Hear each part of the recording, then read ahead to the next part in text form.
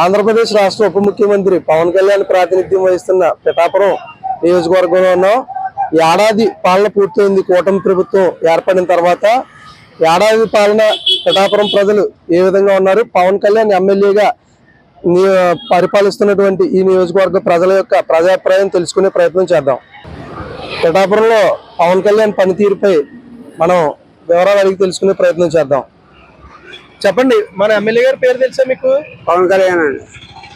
పవన్ కళ్యాణ్ గారి పనితీరు ఎలా ఉందండి? చాలా బాగుందండి. బాగుందండి. ఈ గవర్నమెంట్ వల్ల మీకు లాభాలు ఉన్నాయా? లాభం లేదండి. అయితే కొద్దిగా ఒక చిన్న పింఛన్ అండి నాకు 60 సంవత్సరాలు. అదే కొంచెం పింఛన్ గురించి దాని గురించి అయినా మాట్లాడితే బాగుంటుందండి. నాకు 60 సంవత్సరాలు. పవన్ గారు సారా మీరు ఏదైనా పింఛన్ ఇప్పింటే ఏదో బొద్దురికైనా బాగుంటుందండి. నాకు కూడా వయసు అయిపోతుంది సార్. మీరు దయగాల అలాగైనా పింఛన్ ఇప్పితే బాగుంటుంది సార్. తిరుగుతున్నా 6 నెలల మంది తిరుగుతున్నాం అలాగా. అదండి. ఈ గవర్నమెంట్ ఎలా ఉంది? మొత్తం బాగుందండి. సంవత్సరం అయింది కదండి గవర్నమెంట్ వచ్చి. బాగుంది. పవన్ కళ్యాణ్ గారు ఏడాది పాలన చేశారు. ఎలా చాలా బాగుందండి. ఏడాదిలో పిఠాపురం ఏమైనా చేశారండి? చాలా అభివృద్ధి చేస్తున్నారండి. చాలా బాగుందండి. మన ఎమ్మెల్యే గారు ఎవరో తెలుసా బాబాయ్ నీకు? మన ఎమ్మెల్యే గారు ఎవరో తెలుసా? అదండి మన పిఠాపురం ఎమ్మెల్యే గారు తెలుసు. ఎవరు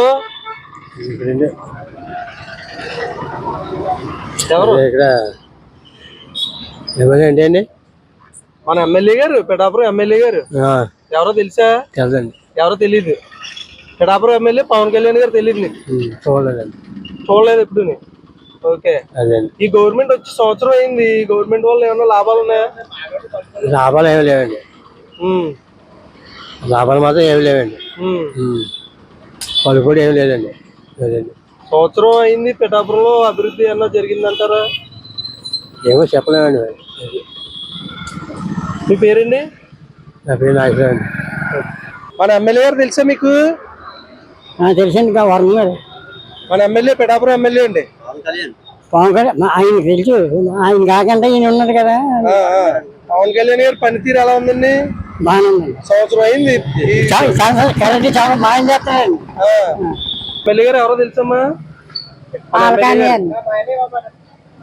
పాలకానియా కదా పవన్ కళ్యాణ్ గారు. అమ్మా ఎలా ఉంది పవన్ కళ్యాణ్ గారు? సంవత్సరం అయింది పాలన ఎమ్మెల్యే గారు. ఎలాగుందా? అన్ని ఎవరికి కొన్నా కట్టాలి వాళ్ళకే ఉన్నాయి. ఎలా జరిగేది అలా జరుగుతుంది. ఎవరికి కట్టబడితే వాళ్ళు తింటున్నాం, లేకపోతే లేదు. ప్రభుత్వం పథకాలు ఏమి ఇవ్వట్లేదమ్మా. సూపర్ సిక్స్ ఎవరు ఇస్తున్నారండి? ఎవరు ఏమి ఆ పింఛనీ డబ్బులు ఇస్తున్నారు. ఆ మగోడు చచ్చిపోతాను. ఇంకేం ఇస్తున్నారండి? పిఠాపురం ఏం అభివృద్ధి చెందిందంటారు ఈ సంవత్సర కాలంలో? ఏం అభివృద్ధి ఏమి చెందిందండి అయ్యగారు? చెప్పండి.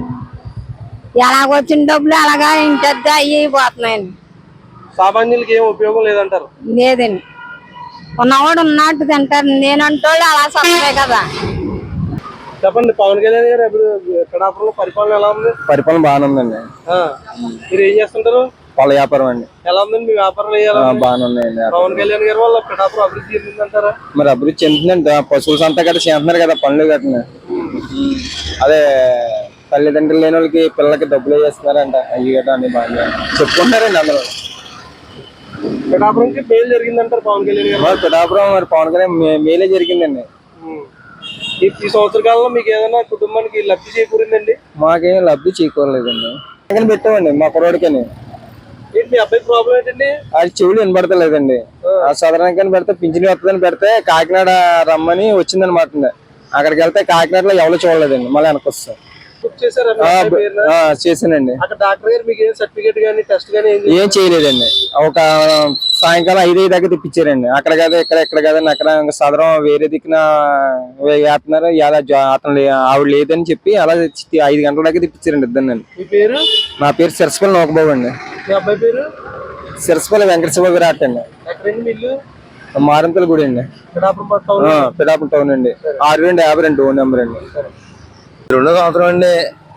మా నాన్నగారు చచ్చిపోయి కాగితాలు కూడా పట్టుకెళ్ళి పెద్ద హాస్పిటల్, కాకినాడ హాస్పిటల్, ఆ కాగితాలు పట్టుకెళ్ళి అక్కడ కూడా పెట్టామండి. ఆ కాగితాలు పెట్టిన సరే అక్కడికి వెళ్ళండి, లేకపోతే ఇక్కడికి వెళ్ళండి అక్కడికి వెళ్ళని తిప్పేసి మమ్మల్ని చాలా ఇబ్బంది పెట్టారు. ఇప్పుడు ఇదే 2వ సంవత్సరం అండి. ₹1 లేదు మాకు. ఆ మనిషి వస్తే ఆ మనిషికి కూడా దారి లేదండి. దాలేక చాలా ఇబ్బంది పడిపోతుంది. అది మీరు ఏం చేస్తారంటే గట్టిగా మారుతున్నామా అక్కడికి వెళ్ళమంటున్నారు సచివాలయానికి, అక్కడికి వెళ్తున్నామా తీసి పారేస్తున్నారు, ఎక్కడేమో అక్కడికి కలెక్టర్ గారి దగ్గరికి వెళ్ళమంటున్నారు, అక్కడేమో మాకు దారి చేయలేదు. మరి ఆ తల్లికి మరి ఏం చేస్తారు చేయండి. ఏమైందండి మీ నాన్నగారు పోయిన తర్వాత పెన్షన్ రాలేదా? రకంగా రూపాయి కూడా లేదండి. ఆయన పోయిన కానీ వాళ్ళు కూడా సరిగ్గా పట్టించుకోలేదండి. వాళ్ళు పట్టించుకోలేదండి. వాళ్ళు చెప్పిన ధరగా మేము ఆగిపోతే పోయిన నెలలో ఇచ్చారంటండి పింఛని. అది 2వ సంవత్సరం అండి. ఎన్నాళ్ళు అయిందండి? 2వ సంవత్సరం అండి. 2 సంవత్సరాల నుంచి రాలేదు. అది మీరు ఏం చేస్తారో చేయండి. దాన్ని బట్టి కొలుపు పెట్టుకుంటున్నాం అంతే. మిమ్మల్ని మీరు ఏం చేస్తారో ఏంటనేది కొలుపు పెట్టుకుని ఇంకా ఏం బయట చెప్పులేక అది ఉండిపోతున్నాం. దాన్ని బట్టి మా మాటకండి మేము ఏదో పొరలు పడుతున్నాం, ఇరచలు దొక్కుని పొరలు పడుతున్నాం. మా ఇంట్లో ఆడమనిషికైనా జర పెద్దవాడికి ఏదో మీరు చూస్తే మీరు చేస్తారు నదిలే మంచి. మేము 200-300 తెచ్చుకునే వాళ్ళం. ఆవును కూడా మేము భోజనాకే మాకే ఇబ్బంది అయిపోతుంది. పిల్లలతో అద్దెల్లోనే నాన్న పొరలు పడిపోతున్నాం.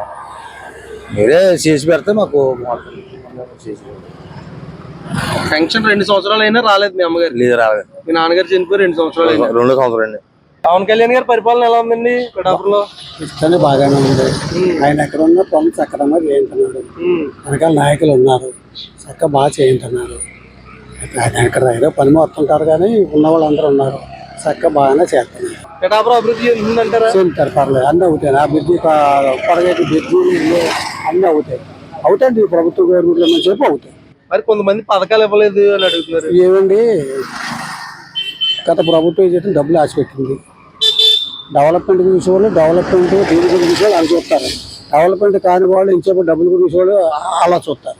ఇప్పుడు మంది ఉద్యోగాలతో డెవలప్మెంట్ అవుతాయి, నా పిల్లలకి ఉద్యోగాలు కూడా వస్తాయి, లేకపోతే ఎలా ఉద్యోగాలు వస్తాయి. గత ప్రభుత్వం ఉంటే కొన్ని పెన్షన్లు అవి ఇచ్చేసి పడిసింది. ఎక్కడెక్కడ చెట్ల మీద వదిలిసింది, రోడ్లు లేవు, ఏమీ లేవు, అన్నీ ఏమి లేవు. అక్కడ అప్పులు బాగా అయినట్టు ఉంది. ఇప్పుడు ఈ 2 సాధించుకొస్తుంది కదా గవర్నమెంట్. ఇప్పుడు దేన్ని మనం గౌరవించాలి? ఒకేసారి అన్నీ రావాలంటే రావు కదా. ఒకేసారి అన్నీ రావాలంటే అవ్వవు. ఎక్కడ వస్తాయండి పథకాలు? అంటే అప్పుడే రాలేదు పథకాలు, ఎక్కడికక్కడ పోయాయి కదా అన్నీ. అప్పుడు ఇంకా పర్లేదు కదా. అతను ఇచ్చిన ఒక 1000 రూపాయల పెన్షన్ 4 సంవత్సరాలు ఇచ్చాడు. ఇప్పుడు ఈయన ఏం చేశాడు? ఒకేసారి ఇచ్చారు కదా పెన్షన్, ఒకేసారి ఇచ్చాడు కదండి. ఆయన ఎప్పుడు ఒకేసారి 4 సంవత్సరాలు ఇవ్వరు కదా.